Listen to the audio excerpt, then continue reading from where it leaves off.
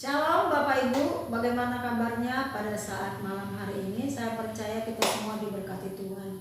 Hari ini kita kembali bertemu lewat ibadah komsel kita, walaupun lewat online. Saya percaya semua merasakan kebaikan Tuhan. Kita akan berdoa terlebih dahulu sebelum kita diberkati firman Tuhan. Mari kita berdoa. Terpujilah Engkau Tuhan, Allah yang kami puji, Allah yang kami sembah, Tuhan kami Yesus Kristus. Oleh karena kemurahan-Mu dan kebaikan-Mu kami ada sampai hari ini. Sebentar kami rindu diberkati oleh kebenaran firman-Mu. Berfirmanlah Tuhan, kami siap untuk diberkati. Berkati hamba-Mu yang akan menyampaikan, sehingga apapun Tuhan yang disampaikan boleh memberkati kami semuanya. Dalam nama Yesus Kristus kami berdoa, haleluya. Amin. Hari ini kita akan sama-sama diberkati kebenaran firman Tuhan, hidup sebagai orang merdeka. Namun sebelumnya Bapak Ibu, kita akan sama-sama membuka Alkitab kita di dalam kitab Kolose pasal yang kedua, ayatnya yang ke-16 sampai ayatnya yang ke-20. Di sana dengan judul perikop, carilah perkara yang di atas. Karena itu, janganlah kamu biarkan orang menghukum kamu mengenai makanan dan minuman atau mengenai hari raya, bulan baru ataupun hari Sabat. Semuanya ini hanyalah bayangan dari apa yang harus datang, sedang wujudnya ialah Kristus. Janganlah kamu biarkan kemenanganmu digagalkan oleh orang yang berpura-pura merendahkan diri dan beribadah kepada malaikat, serta berkanjang pada penglihatan-penglihatan dan tanpa alasan, membesar-besarkan diri oleh pikirannya yang duniawi, sedang ia tidak berpegang teguh kepada kepala, dari mana seluruh tubuh yang ditunjang dan diikat menjadi satu oleh urat-urat dan sendi-sendi, menerima pertumbuhan ilahinya. Apabila kamu telah mati bersama-sama dengan Kristus dan bebas dari roh-roh dunia, mengapakah kamu menaklukkan dirimu pada rupa-rupa peraturan, seolah-olah kamu masih hidup di dunia?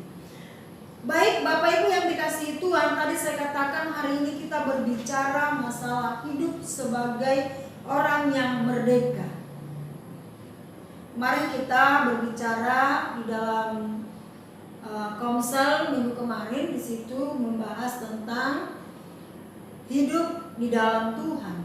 Di sana kita diajarkan supaya kita tidak terseret oleh pengajaran-pengajaran palsu, dan kita menjadi orang yang hidup baru di dalam Tuhan, mengenakan manusia baru.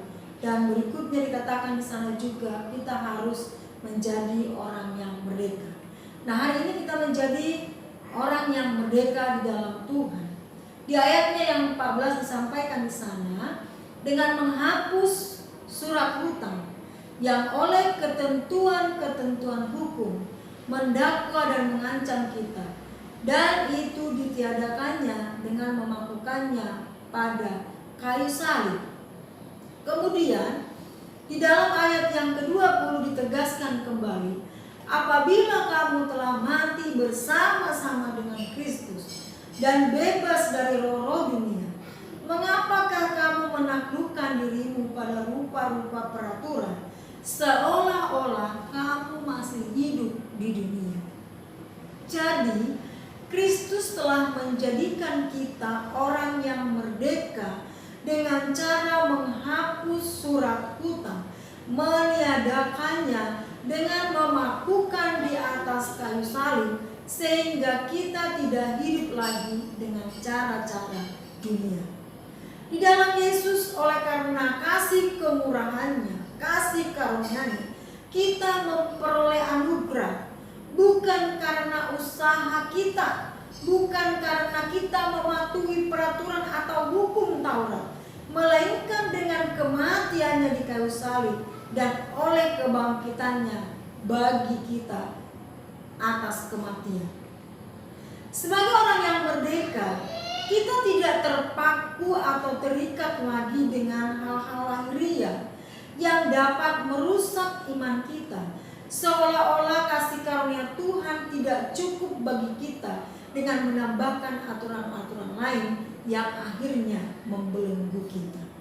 Jadi hari ini Bapak Ibu, hidup orang merdeka yang pertama, hidup tidak terbelenggu oleh apapun. Orang yang percaya seharusnya tidak terbelenggu oleh soal makanan dan minuman, tentang apa yang dimakan, tentang apa yang diminum, atau tentang hari-hari tertentu. Karena di dalam kitab Roma pasal yang ke-14 ayat yang ke-17 di sana dikatakan, sebab kerajaan Allah bukanlah soal makanan dan minuman, tetapi soal kebenaran, soal damai sejahtera dan sukacita oleh Roh Kudus.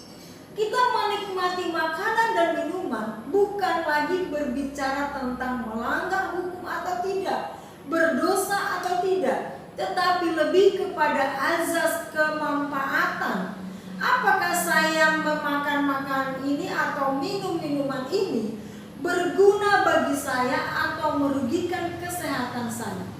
Di dalam firman Tuhan dikatakan di dalam kitab 1 Korintus pasal yang ke-6 ayat yang ke-12 dikatakan, Bapak Ibu yang dikasihi Tuhan, segala sesuatu halal bagiku, tetapi bukan semuanya itu berguna.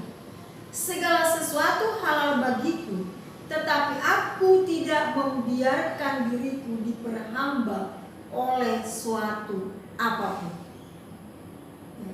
Tidak diperhamba oleh suatu apapun. Jadi hidup kita ini harus hidup oleh karena anugerah Tuhan bagi kita. Dan yang kedua, hidup sebagai orang merdeka, hidup tidak dalam kepalsuan atau kepura-puraan.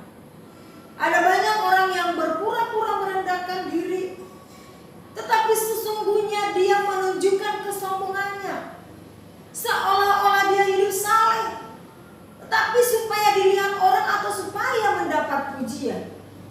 Sesungguhnya apapun yang kita lakukan bukanlah soal kita mendapat pujian, tetapi supaya nama Tuhan dipuji dan dipermuliakan. Dalam kitab Matius pasal yang ke-5 yang ke-16, demikianlah hendaknya terangmu bercahaya di depan siapa? Di depan orang banyak, supaya mereka melihat perbuatanmu yang baik dan memuliakan Bapamu yang di surga. Memuliakan Bapamu yang di surga. Terang kita, hidup kita, apa yang kita lakukan, supaya nama Tuhan yang dipuji dan dipermuliakan, bukan supaya kita mendapatkan puji-pujian yang sia-sia. Dan yang ketiga, Bapak Ibu yang dikasihi Tuhan, hidup sebagai orang yang merdeka adalah Kristuslah yang menjadi pusat ibadah dan penyembahannya.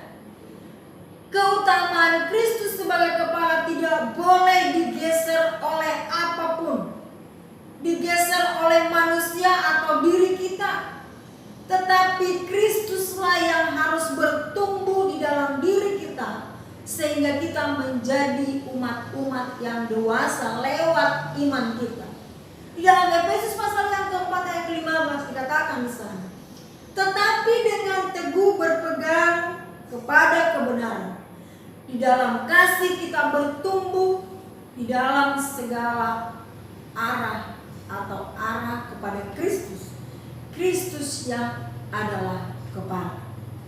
Jadi malam hari ini Bapak Ibu yang dikasihi Tuhan, biarlah kebenaran firman Tuhan ini boleh memberkati kita. Kita menjadi orang-orang yang merdeka di dalam Tuhan.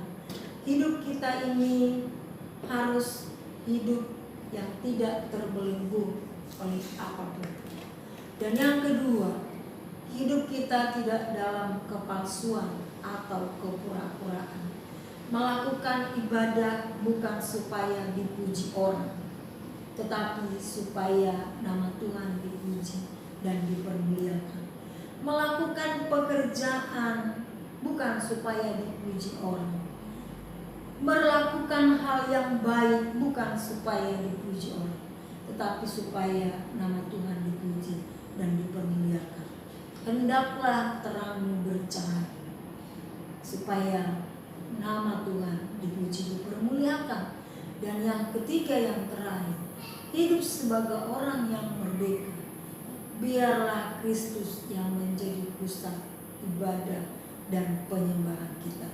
Sungguh suatu hal yang luar biasa, kita menjadikan semuanya Kristus dalam hidup kita. Pusatnya adalah Kristus, baik dalam ibadah kita, baik dalam penyembahan kita, baik pun di dalam kita akhir-akhir ini. Mungkin Bapak Ibu yang dikasihi Tuhan, menghadapi virus corona ini, ada yang membagi-bagikan berkat, membagi-bagikan sembako.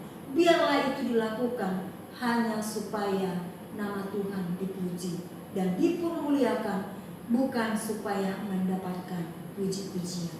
Tuhan Yesus memberkati.